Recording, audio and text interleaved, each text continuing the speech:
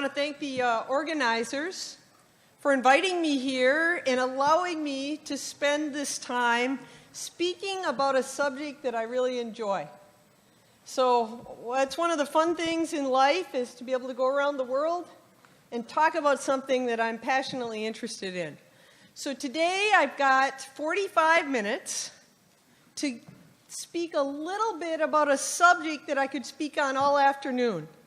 So I want you to recognize this is like an appetizer. It's not a full meal. I also want you to recognize that I'm going to be showing you way too much data. Your heads are going to be exploding at the end of this. But I want you to think about, as I go through this, the pieces that you can take home to your practices to help you make an impact on improving antimicrobial use on the farms that you work with. So with that, let's talk a little bit about how we got to where we are today. Now, about a year ago in December, the Journal of Dairy Science published its 100th year anniversary article. Journal article, volume. And as part of that, they asked, I think there were about 30 of us, to write 100-year reviews about a particular subject matter. And I was asked to write the history of mastitis control. I got one of these emails in the mail that said, hey, would you write a 100-year history of mastitis control? And I'm like, oh yeah, sure, that sounds like fun. And then about, I'd say 3 weeks before it was due, I realized I had to read 100 years worth of mastitis research. And I got that done, and I learned a lot. And I think it's very, very important for those of us who work with treatment to understand this history. Because this history of mastitis control is where our customs and our norms for how we decide to treat mastitis came from. Very important to recognize that the things we think are correct about mastitis treatment are derived from this history. History of the last 100 years starts in about 1900, and from 1900 to 1960, almost all mastitis control was focused on control of Streptococcus agalactiae. And it was focused on control of Streptococcus agalactiae because more than 50% of the quarters of cows around the world were infected with this highly contagious pathogen. This was also the era when antibiotic therapy was introduced. And antibiotic therapy is wildly successful for the control of Streptococcus agalactiae. So think back historically and culturally, why did we start feeling so confident about the use of antibiotics for mastitis control?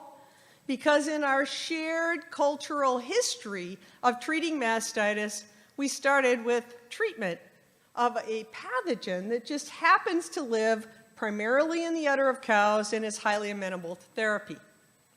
In about the time we started getting control of Streptococcus agalactiae in the 60s was when Staph aureus emerged. And Staph aureus emerged about the time that we actually had tests developed to detect subclinical mastitis.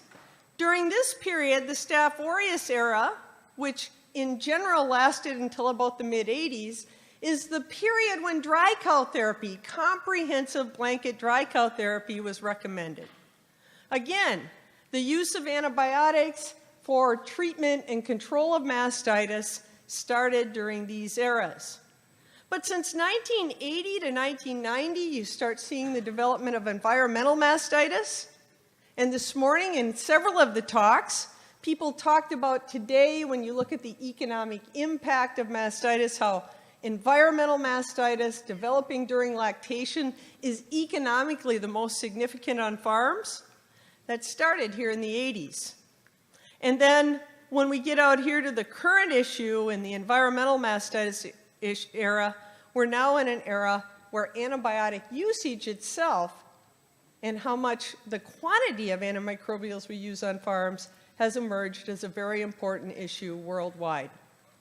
So we started using antibiotics in a period where they were very rational. We moved into the Staph aureus era, which antibiotic therapy was used as a preventive during the dry period, and now we've moved into a different era. And as I start this talk today, one thing I'd like you to think about is, are we using the right tools, the right protocols, and the right treatment for the era we're in today? And what is the basis for the recommendations we're making today? Are they based in the reality of today and the pathogens we're dealing with today? Or are our practices based on eras that we've left behind? When we think about antimicrobial resistance, I just want to spend a minute to show you how we're presented to the rest of the world. This is a screenshot from the Center for Disease Control website. It's got an examples of how antibiotic resistance spreads. And it's got two paths. One is George gets antibiotics, this guy over here, develops resistant bacteria in his gut, and then he moves around and spreads it to other people. And then over here on this route, you've got animals get antibiotics and develop resistant bacteria in the gut, and then they move around and spread it to other people. The thing that struck me when I looked at this is, this looks awfully like a dairy cow. It's got spots.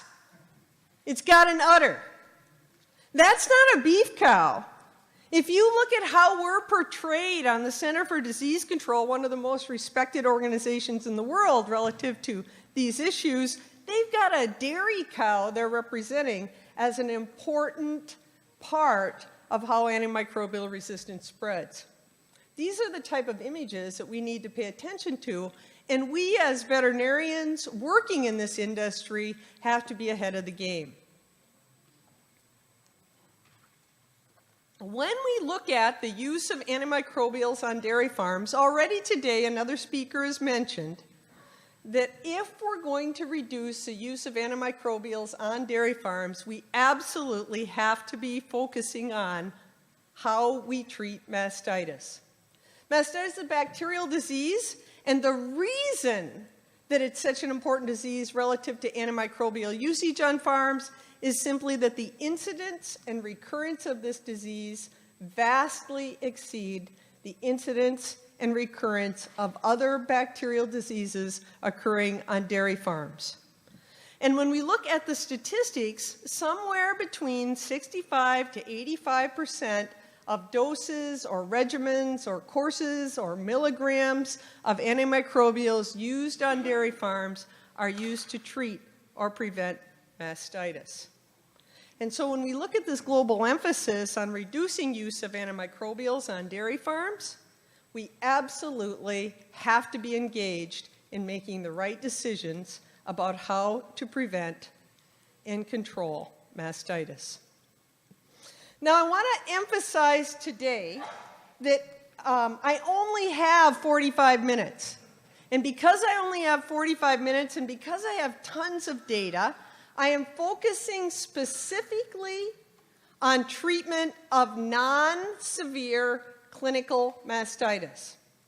Non-severe clinical mastitis. And the reason I'm focusing on non-severe clinical mastitis is that the non-severe symptoms, meaning that the only symptoms you see are either abnormal milk or at most localized symptoms to the udder, that accounts for approximately 85% to 90% of all mastitis on dairy farms.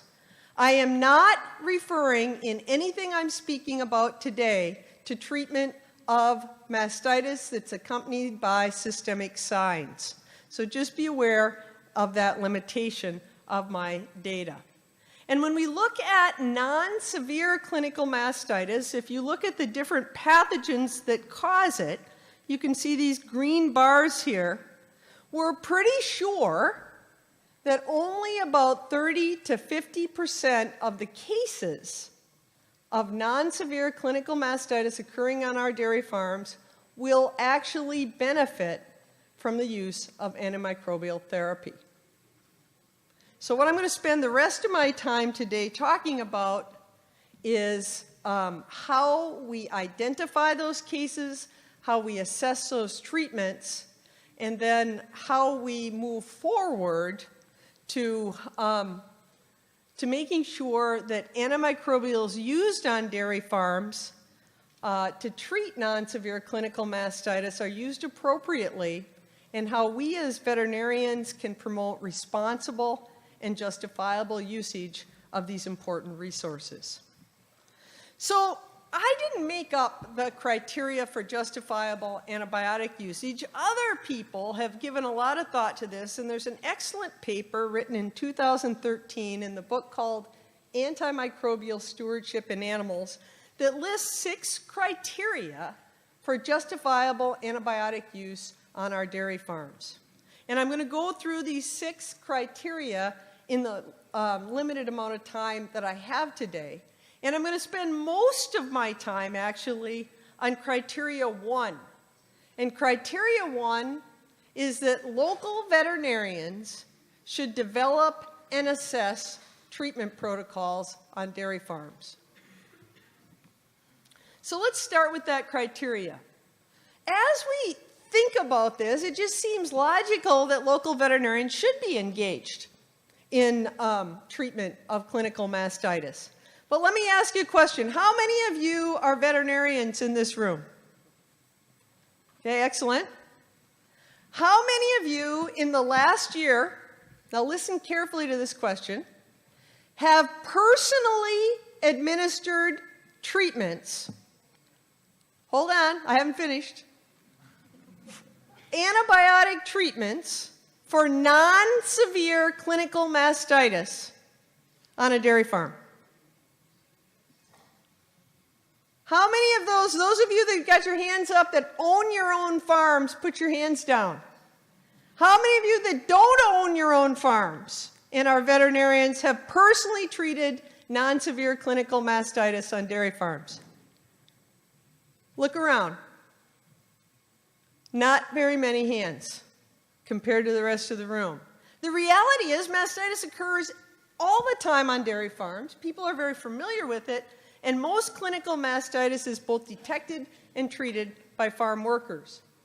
In reality, on many farms and many veterinarians, especially in my part of the world, most veterinarians actually have less experience treating non-severe clinical mastitis than our farm workers.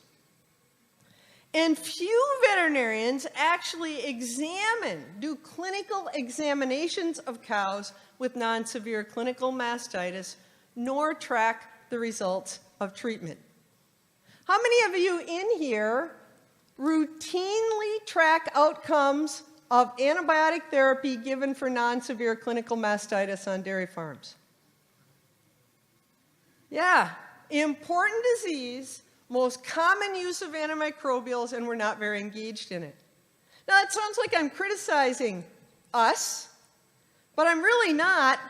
This is a very, very difficult subject. And I'm going to spend about the next 15 minutes talking about how difficult it really is to do this. But there's lots of areas for veterinary involvement, and I would encourage those of you who are private veterinary practitioners engaged with farms to pick one of these. Write it down on your note card. Go to that one farm. Go to that one farm that you work with and try out new things. And try one of these things for the next few months on one farm that you work with routinely. Here's the areas we need to be engaged in. We need to ensure antibiotics are used only on cases that will benefit. Not all cases will benefit. And to do that, we should be engaged in supervision of either on-farm or local veterinary clinic culturing programs. We need to have protocols. We need to have protocols for how farmers identify cows that absolutely are not appropriate for treatment because they're chronic. They'll never respond. They've been treated numerous times. Those cows should never have antimicrobials administered. We need to be involved in detection and management of culture negative cases. There's a small proportion of culture-negative cases that we can justify antimicrobial usage for. But the vast majority of culture-negative cases, very hard to justify use of antimicrobial therapy. We need to be determining the appropriate duration of treatment. How long should we treat clinical mastitis cases? And how do we know when to stop treatment? We need to decide when to change treatment. We need to decide, do we give a narrow or broad spectrum antimicrobial? And then we have to figure out, after we decide what those treatment protocols are, after we sell drugs to them, how do we assess the efficacy of the treatment protocols we're recommending? These are all areas that we need more engagement by veterinarians. And they're all areas that are much more difficult than it appears on the surface. One of the first things that we've got to teach our clients is the difference between infection and inflammation. Mastitis is a bacterial disease. It's caused by an infection, and it's detected based on the inflammatory response. The purpose of the inflammatory response is bacterial clearance. And so in many instances, by the time we see the inflammation, all of these CMT positive, clots in the milk, garget, swollen quarters, terrible abnormal milk, those are all indication of inflammation. They do not necessarily identify that active infection is still present. Very important to recognize the difference between infection and inflammation. When we look at assessing treatments, I wish I could stand in front of you today and say I know how to do it. I don't. It's very, very difficult to assess the efficacy of mastitis treatments. I'm going to show you data on each of these outcomes, but here's a few of the things we look at. The first and most important thing that I want all of you to walk out of here recognizing today is that the number of days that the milk looks abnormal is absolutely a terrible indicator of treatment efficacy. There is almost no variation in this outcome. It takes 3 to 6 days. It's simply an indication of inflammation. It's self-limiting, and it cannot be used to judge efficacy of treatment.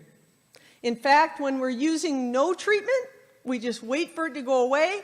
When we use short duration treatment, we've got to convince the clients that they're going to stop using antimicrobials and the milk is still going to look abnormal and we're okay with that. That takes a while to come up the learning curve to help people recognize that. Post-treatment milk yield seems like it should be a logical way to assess treatment. It's highly, highly, highly dependent on the type of pathogen and the point of infection of that pathogen within the gland. Somatic cell count reduction, excellent indicator of bacterial clearance. If you have a spontaneous cure, if you have a treatment cure, the somatic cell count will gradually decline.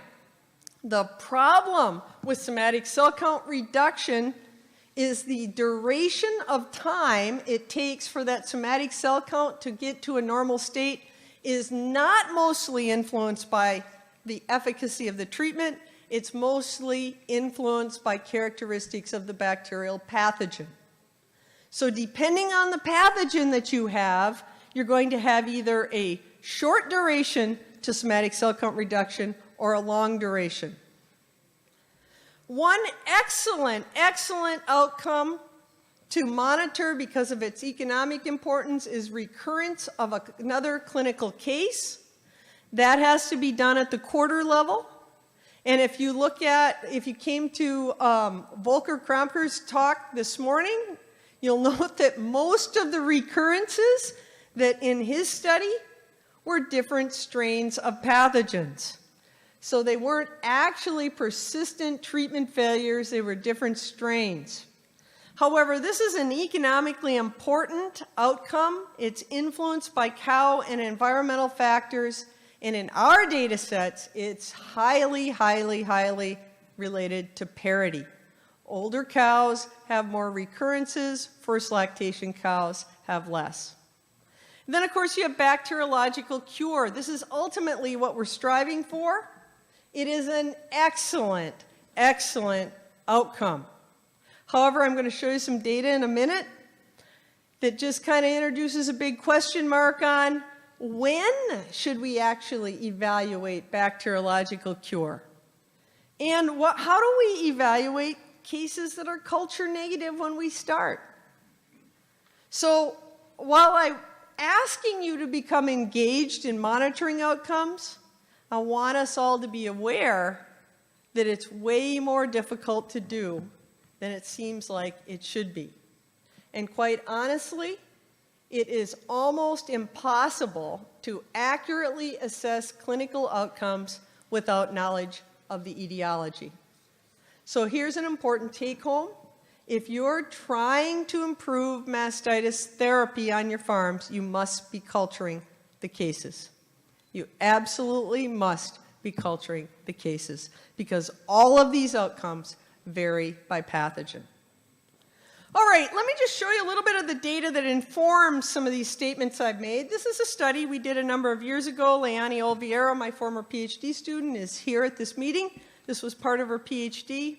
This particular part of the PhD, we went to 52 different Wisconsin dairy farms. We asked them to enroll the next 15 to 20 cases of clinical mastitis that occurred on their farm and treat them their normal way that they would. We also asked them to collect a milk sample before treatment and to collect a milk sample 21 days later. So this data is data from 314 clinical cases that occurred on these dairy farms. A milk sample was collected, they were treated, the cows were judged cured, their milk went back to normal, they went back into the herd, and 3 weeks after that incident, they collected another milk sample, they sent them both to our lab. The thing I want you to point out is the green bars are cases that were bacteriologically cured. And down here you'll see different pathogens. Bacteriologically cured means the pathogen that was recovered when they found the case, in this case E. coli, was gone 3 weeks later on their follow-up sample. The red bars mean they were not bacteriologically cured. 3 weeks later, even though they were back in the herd milking, when we took a milk sample from them, we recovered a bacterial pathogen. So bacteriologically cured in green, not bacteriologically cured in red.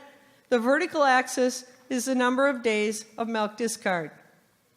It varies from 3 to about 6 days, regardless of pathogen, regardless of bacteriological cure. Now remember, these were all treated. So we've done some work since then. I'm going to show you some data from 2 negatively controlled randomized clinical trials that we have not yet published. One is in review, the other one's about to be submitted. These 2 trials, one was done on culture-negative cases of clinical mastitis. So we had farms that detected non-severe mastitis. They did on-farm culture. If it was culture negative, it was enrolled in our study and either received no treatment or it received 5 days of intramammary therapy. Farmers were treating them based on random allocation. The other study was very similar. It was gram-negative non-severe clinical mastitis that either was not treated, received 2 days intramammary therapy, or 8 days of a broad-spectrum intramammary therapy. On the vertical axis is the number of days that the milk is abnormal. The bars here are no treatment, gram-negative, no treatment, culture-negative. This is 2 days treatment, 8 days treatment, 5 days treatment, no growth. Number of days of abnormal milk, approximately 3 to 6 days, regardless of treatment. We also become very interested in how long does milk stay abnormal? Because we often get a question of, when should I retreat? If I've treated a cow for 4 or 5 days and the milk is still abnormal, should I change antibiotics? In general, the answer to that is no. The answer to that in general is no. Most milk will be normal by day 7. This is just gram-negative and no-growth cases. This vertical axis is the percent of cases that still have abnormal milk on day 8. Gram-negative, no treatment. Gram-negative, 2 days treatment. Gram-negative, 8 days treatment. No growth, no treatment, no growth, 5 days intramammary. One thing I want you to note here, no growth cases are a great thing. If you are culturing clinical cases and you get no growth, you should be very, very happy. No growth cases, most of the time, about 80% of the time, I believe, they are the spontaneous cure of the result of successful inflammation, a spontaneous cure of a relatively low dose or exposure to a pathogen that is rapidly responded to by a successful immune response of the cow. And we see much, much milder outcomes. But what you'll see here is approximately 85 to 90% of these cases, regardless of treatment, have normal milk by day 7. At this point, I do not recommend making any retreatment decisions till after day 8.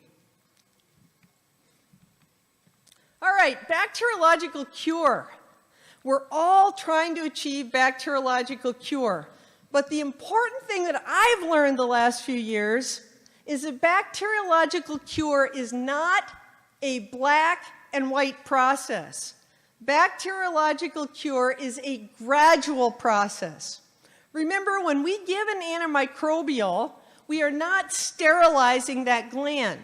When we give an antimicrobial, what we're doing is reducing the number of colonies of bacteria present in that site, that infection site, and allowing the cow's immune system to successfully clear the rest of the pathogens. And depending on the characteristics of the pathogens and the immune capability of the cow, that may take time. Let me show you some data that illustrates that well. This vertical axis is the proportion of milk samples with bacteriological cure. This is from one of our gram-negative mastitis treatment trials. This black dash is a no treatment arm. The top line is 8 days of intramammary ceftiofur, the Spectromast LC. The dotted line is 2 days of Spectromast LC. Day 14, now remember, day 14, on the ones that received 8 days of Spectromast LC, you got 3 days of milk withhold, you're out to day 11. Day 14 is only 3 days after the end of the milk withhold. On day 14, only 74% of these gram-negative cases that were not treated were bacteriologically cured. 26% of them, we still had the bacteria there. In contrast, the treated cases that had received 8 days of intramammary Spectromast, 90% of those were cured. Looks great, doesn't it? Huge difference. Followed over time, by day 28, you're at 65%. On the no treated, you're at 73% on the Spectromast LC. 8 days. No difference at that time point. We got to remember, bacteriological cure is a process. If we give an antimicrobial, it happens faster. If we give an antimicrobial, it happens faster. It doesn't mean that cure is necessarily more durable. Another important thing we've learned, you know, in the United States and North America, we do a lot of on-farm culturing. Large farms, no treatment protocols for culture negative and gram negatives, not uncommon at all on our large farms.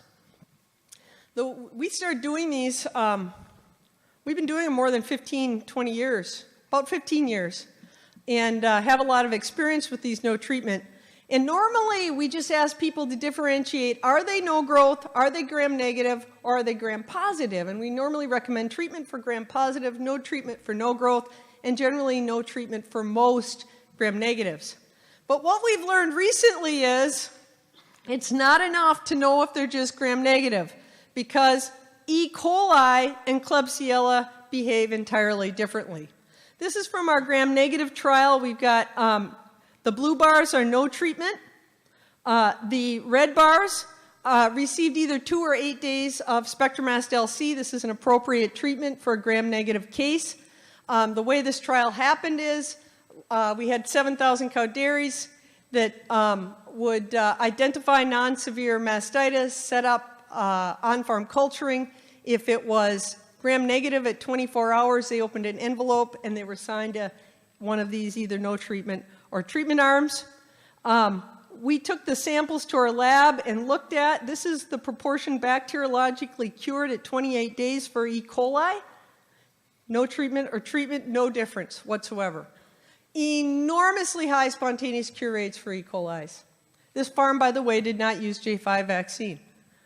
Klebsiella is completely different. We had about 30% bacteriological cure on these Klebsiellas on the no treatment, which is not very good, in contrast to about 50% with the Spectromast LC. So it does look like we need to know more about what the pathogens are than what we've been recommending in the past. I'll also say, before you get too excited about this, parity has a huge influence here, and the presence of a previous case also has a huge influence here. So this would be most appropriate for a first case in a younger cow, very similar to Staph aureus. Another outcome I want to talk about is somatic cell count reduction. We've been monitoring, of course, how long does it take for that somatic cell count to fall, and one of the important outcomes we look at over time when we're working with farms and putting together treatment protocols is, does that somatic cell count come down over time? We're normally using our monthly DHI somatic cell counts, but for this series of work, we decided we're just going to do quarter somatic cell counts of the affected quarter, because we're doing research here and we wanted to be very specific. And so, again, what we're looking at here is our randomized, negatively controlled clinical trial for our cultured negative cases where we had no treatment or 5 days of Spectromast. This is the data. This is the quarter somatic cell count response of culture negative clinical cases. This is preliminary data. We only have 88 in this data set. We have 121 in this study. The open bars are the negative control. The red bars, or the solid bars here, are the treated group. This is the log somatic cell count. This red line's 1 million. This is 5.2. This is down to about 250 in a log scale, so this is where we'd like to get under. These are culture negative cases. What you'll see is that on week 2, the treated animals fell faster, but by week 3, they were all getting down here in a very acceptable range. So basically, even in these culture negative cases, we had a faster resolution of inflammation when we gave treatment, but it only really lasted a week. After that, we were equivalent. We looked at the same data for our gram-negative cases. So this is the quarter somatic cell count responses. I'm going to take this one off just for a minute so you can focus. This is the quarter somatic cell count responses. This is just 48 cases of E. coli, randomized to 3 groups. Control, okay, that's these right here. Short duration intramammary therapy or extended duration therapy. Again, 6 is 1 million. Green is where you want to get. These are E. coli's. You'll see by week 4, the quarter somatic cell count is almost down to 200,000 itself. Now remember, these are quarters, so for the cow, these would be quite low. Very rapid response regardless of therapy for E. coli. This is Klebsiella. Completely different scenario. Here's our control animals. Here's up here. This is, again, 1 million. This would be 10 million. What you can see up here is no impact whatsoever. These Klebsiellas stay high when they're not treated. They dropped with our extended therapy, but they only get down to about 1 million. Not enough just to know if they're gram-negative. Clearly, if we're dealing with herds that have Klebsiella, we've got to know if we're treating Klebsiella or E. coli because they require different treatment protocols.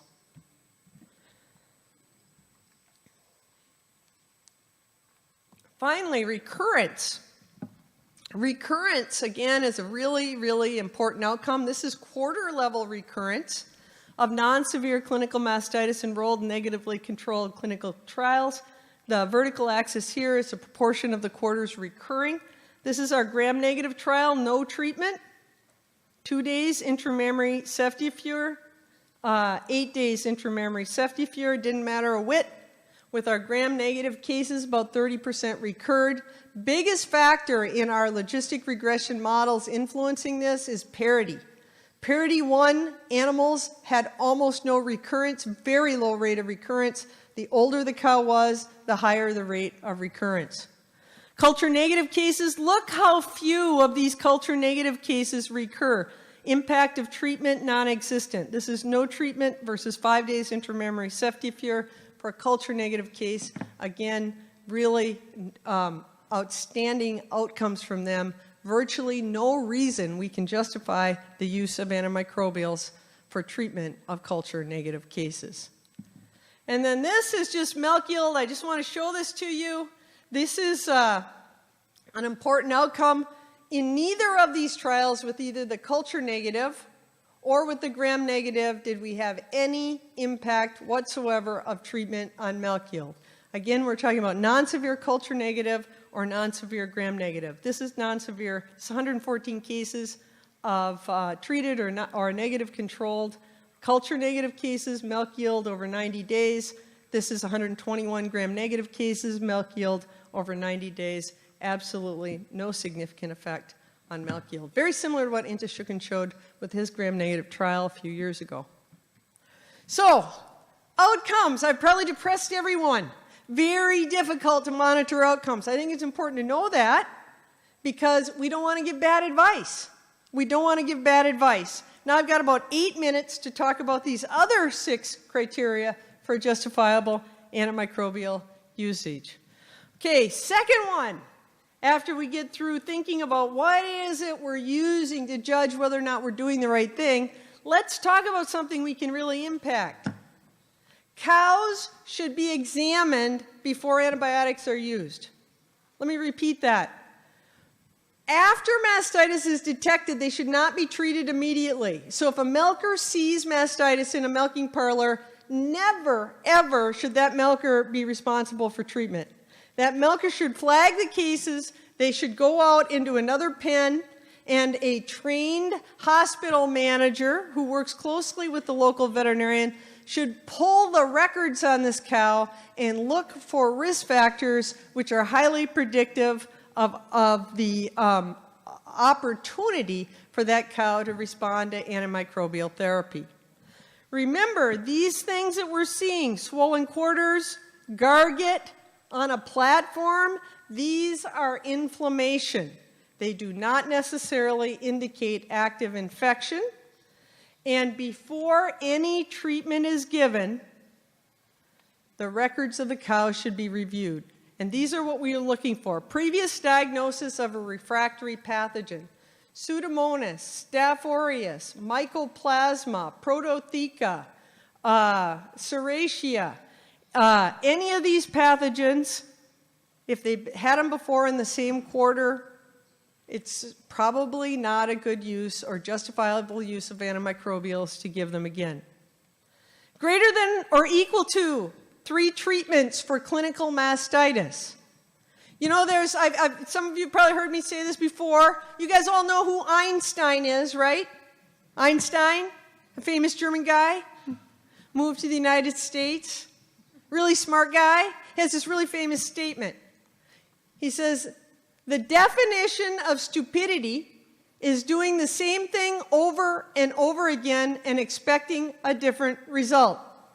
And that is exactly what we do when we repeatedly give antibiotics to the same cow over and over and over again. So I call that the Einstein rule on farms. If you see a recurrent case, don't treat her. Greater than 4 months of cell count over 200,000, you really need a diagnosis before you're going to treat these cows.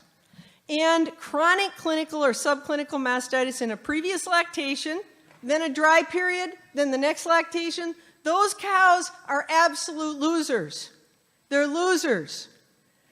You need to have a barbecue.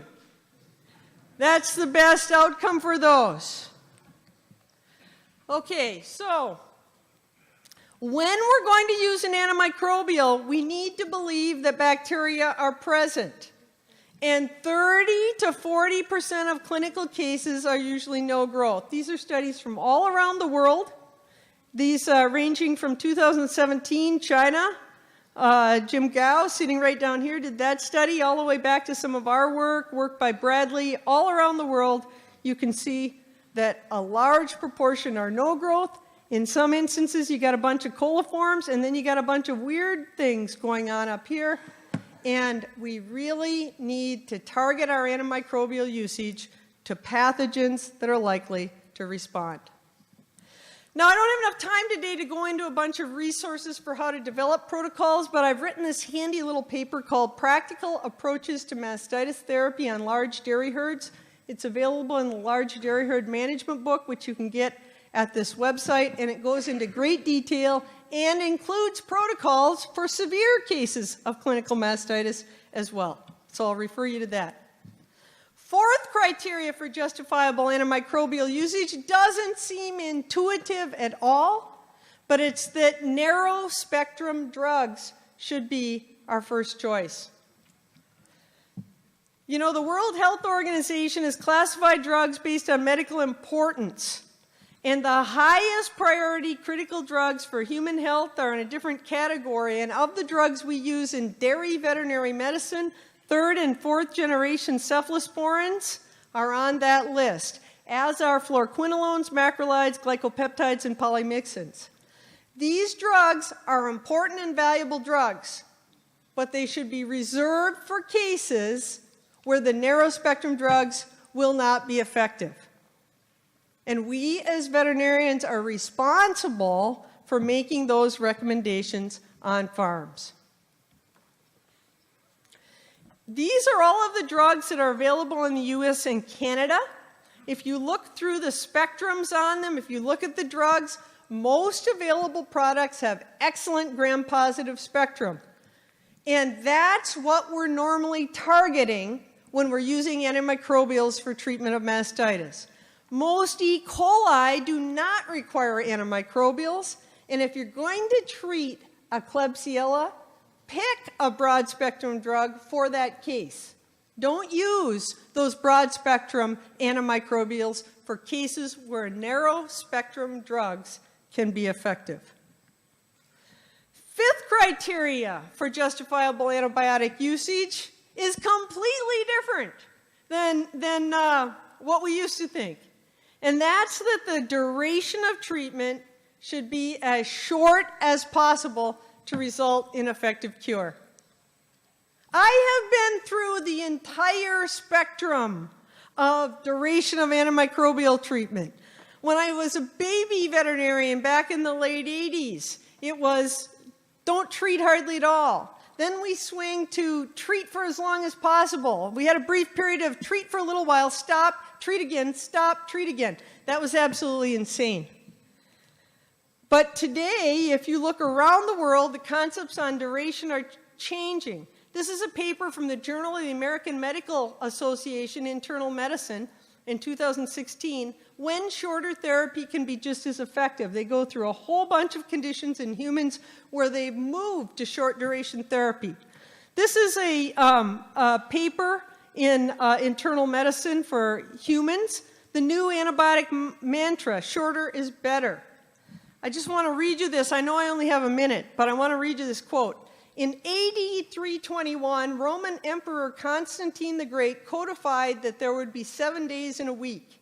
Even in the modern era of evidence-based medicine, the 1695-year-old decree remains a primary reference for duration of antibiotic therapy. That's our evidence that we based most of our duration on. In mastitis therapy, the research about duration of treatment is very limited. Bacteria that invade deep into the secretory tissue are much more difficult to cure. And you could make a justification. If you're going to attempt to treat Staph aureus, by the way, Antibiotic therapy is a minor part of Staph aureus control.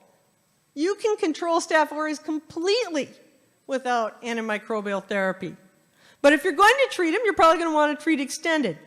But that doesn't apply to non-aureus staphs. It doesn't apply to E. coli. Might apply to Klebsiella. Some of our data shows Klebsiella extended is better. Doesn't apply to strep ag. Does apply maybe to strep uberis. And there's absolutely no evidence of increased efficacy with extended duration treatment for most of the pathogens causing mastitis today. All right, I'm going to just conclude.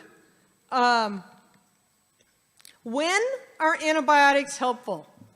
The value of antibiotics is in enhancing bacteriological cure, and there's a large proportion, 25, 30, maybe up to 40% of cases that we desperately need to have this tool available to use on our dairy farms.